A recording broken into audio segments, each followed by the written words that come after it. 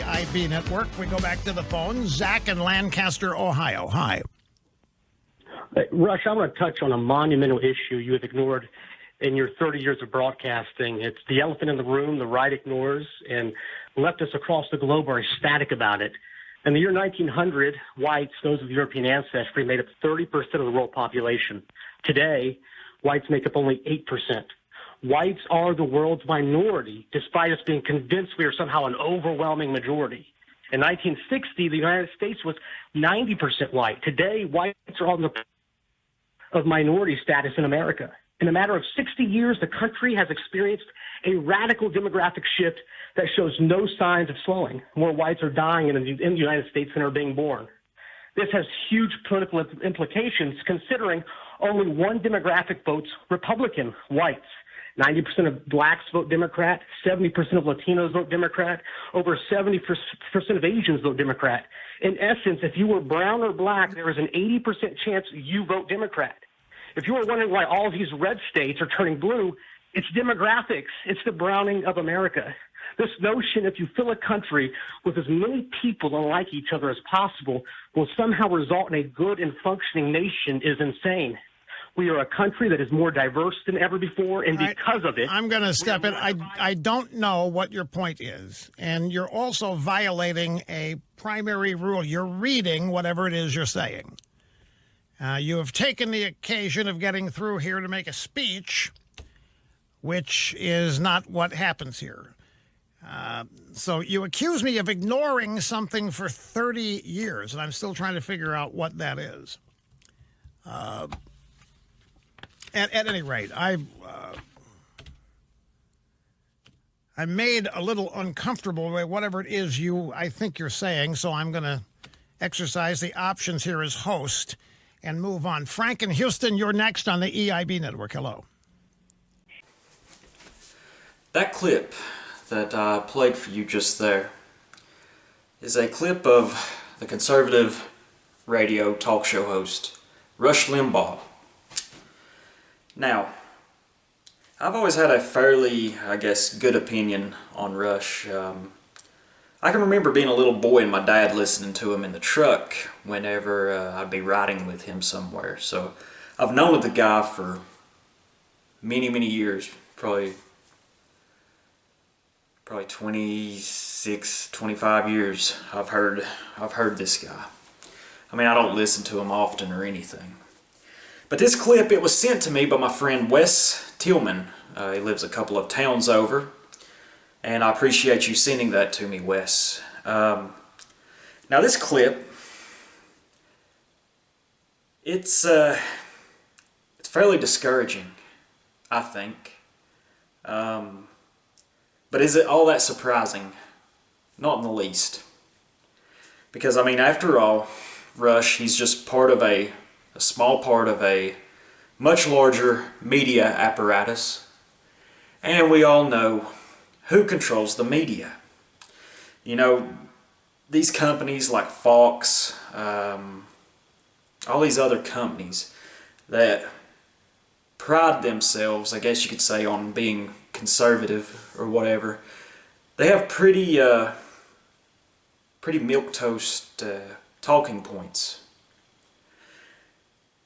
I found this pretty discouraging. I mean, this guy, Mike from Lancaster, he took the time out of his day to call Rush and to ask him, you know, what his thoughts were on this.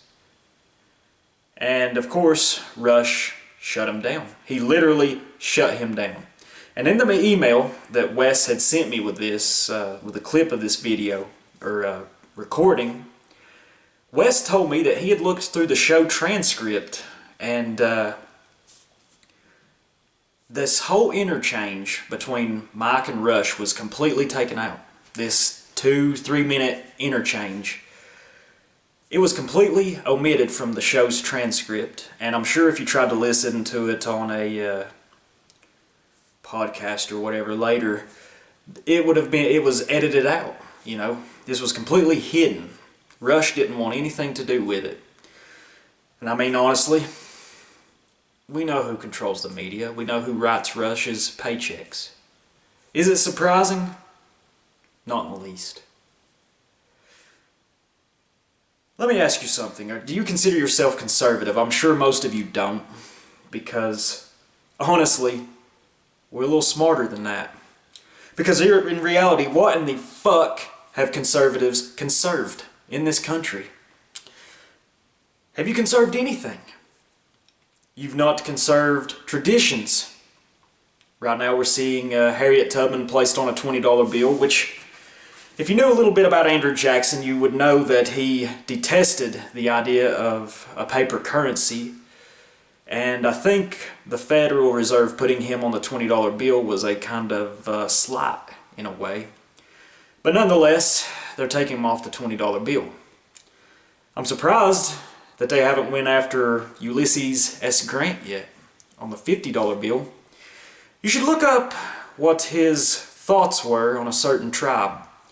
Grant was he was pretty based, to tell you the truth.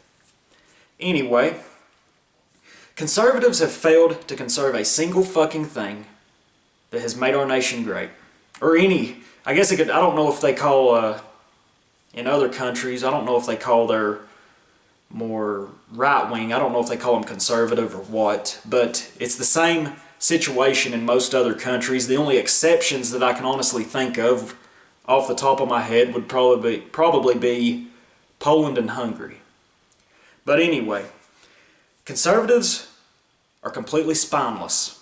They've cucked on everything, on every issue, on everything worth fighting for. They have completely just rolled over and played fucking dead for at least the last 50 years, maybe longer, probably longer. We've lost the culture war. Our society is completely degenerate. And anything that is perverted and anything that is unnatural and unhealthy is held in the highest esteem right now. We've lost the culture war. If you're a Christian and you're conservative, your conservative leaders didn't conserve prayer in school, did they? Did they? What in the fuck has any single conservative politician ever done for you? Have they done a goddamn thing? I'm asking you. They haven't done a fucking thing other than to get us into wars in the Middle East. They haven't. It's all a fucking show. I've said it before, I highly doubt, and I plan on sticking by this, I'm never going to vote again. I'm not going to stand in the rain for fucking 2 hours to vote. We've done seen that elections are stolen.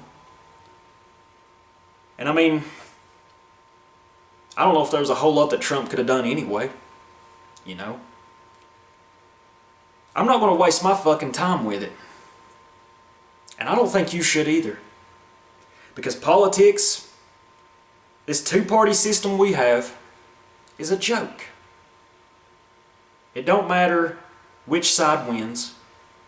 Well, maybe a little bit. It matters in as far as the objectivity and the speed with which the agenda gets carried out. It doesn't matter. It's all a show. It's all theater. And Rush doing this is just another small example of what's going on. I'm not going to waste my time listening to any of these talking heads. I don't watch the news anymore. About the only news that I ever get is from YouTube, from BitChute, and just browsing Twitter, browsing 4chan. And I mean, honestly, you just have to think for yourselves if you listen to any of that, you know.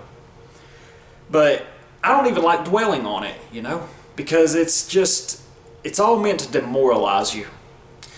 You know, conservatism is a complete fucking joke. It's pointless. Conservatives have failed completely. These politicians that I've voted for in the past, that my family's voted for in the past, that has an R beside their name, the vast majority of them, when the time comes, a lot of these Republicans, I think they should be the first to get the rope. They really should. They're completely dishonest, they're treacherous, and any conservative, any normal American that votes for them, they will sell you down the fucking river the first chance they get. And they do it over and fucking over. And we still vote for them. We still vote for them. We think things will get better. We think the clock will turn back. We think that there will be some semblance of sanity come back over society. And we're foolish to think so. Honestly, I'd give these Republicans the rope before any Democrat, any leftist. Because honestly, as reprehensible and disgusting as the left is, at least they are fairly honest about where they stand. I think Codreanu had a very good quote about if he only had one bullet and he had an enemy bearing down on him and he had a traitor in his midst, he would let the traitor have the last bullet. And I think this applies perfectly in this scenario. Things aren't going to get better. You need to quit putting your faith in any political leader. There's no political solution to this. There is a solution. It's been tried before. It about worked. It would have worked. But I'm not wasting my time getting my hopes up for such a thing to happen. Unless there is a collapse of sorts, perhaps. But honestly, a total collapse I think is the best, and to just start over fresh. Because it's over. There's no political solution. I'm not going to bother voting again. I'm not going to stand in the rain for 2 hours. I'm not going to do it. I don't want to participate in a system that is completely corrupt, it's rotten, and it's pointless. It gives false hope. It's an illusion. Conservatives, have any of the politicians you elected, did they save your business? Did they do anything to send you some help? Or did they let, Black Lives Matter and Antifa run around burning things while you can't open your business due to a pandemic? It's false hope. There's nobody looking out for us. And as far as going as to white genocide, these people, they're afraid. They call us conspiracy theorists. They call us all these names. But the writing's on the wall. It's happening. And it's a concerted effort. They'll say, oh, it's happening, but there's no concerted effort. Shut the fuck up. Yes, there is. Why is our nation's being flooded with migrants? Why? Why do you see, in every advertisement you see, it's a mixed race couple? Why? We know what you're up to. And we reject it. There is good news in all of this. It's easy to feel downtrodden. It's easy to feel discouraged. But you know what? All you can do is just laugh. Honestly, that's all I do anymore, is I just laugh, I smile, and I know that I'm going to get to enjoy the ride. Because that's all you can do. None of this shit that's happening out here, I'm immune to it. It has no bearing to me anymore. I don't know what's happening. But there is one good thing about all of this. We have to save ourselves. There ain't going to be no politician that's going to do it. There's nothing that's going to save you other than yourself. I've said it, I'm beating a dead horse here. And I think all of this shit that's happened over the last year has made people realize that. But there's still so many asleep. Whatever. Population needs a good culling anyway. And if they ain't awake by now, do we really want them trashing up the gene pool later on? It's just food for thought. You need to get your house in order before you do anything else, before you look outwards. Get in the country, get you some land, learn to grow things using permaculture, whatever. Learn to grow things. Learn to hunt, learn to fish, learn to trap. Buy guns, buy ammo, lots of it, as you can. Learn to use these. You got to learn new skills. You want to be able to be independent for when the system collapses. As independent as you can. It's very hard to get that way. Am I in that position? Hell no. But I am working to get there. And it may seem like a daunting task, but you got to start somewhere. Every journey starts with one step. And lastly, the way we win this, if you're an ethno-nationalist, if you care about your own, the way you win is actually quite simple. You have children. But having children, of course, is only half the battle. Maybe just a quarter of the battle, to be honest. You have to raise your children well. I can't speak from experience. I ain't got no kids yet, but I'm going to. And do I have this illusion that it's going to be all roses and bird songs? Of course not. Having children and raising them is one of the hardest things there is to do, I think. But that makes it worth doing all that much more. It makes it that much more important. And it makes it that much more rewarding. The way we win is we have children and we raise them well. We raise them to know better. We raise them to look out for themselves. We raise them to love their family. We raise them to love their own. We raise them to be intelligent, to be observant. We raise them because that's what we've done for hundreds of thousands of years. We raise them to not be brainwashed. We homeschool them if we can.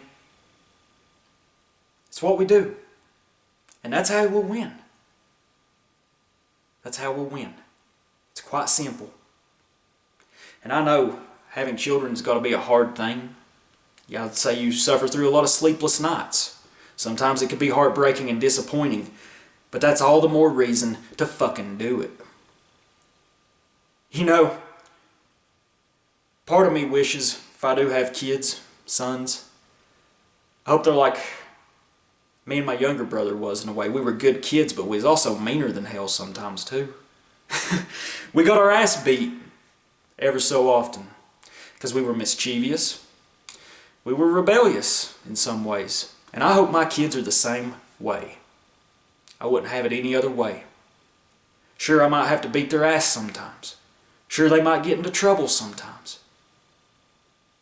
And I might have to beat their ass for it. But deep down, and I wouldn't let them know this, but deep down, I'd admire them for it. Because I hope my kids do have somewhat of a rebellious nature. I hope they're ruthless. I hope all of these things. It's going to be hard, but it's worth it. Because there's no other way. So quit putting your faith in conservatives. Quit putting your faith in political figures. Get yourself ready. Quit wasting time worrying about events. It's good to pay attention, but don't let it burden you down. Prepare yourself. That's the best thing you can do. Nobody's going to save you. You got to do that yourself. Thank y'all for watching. Bye-bye.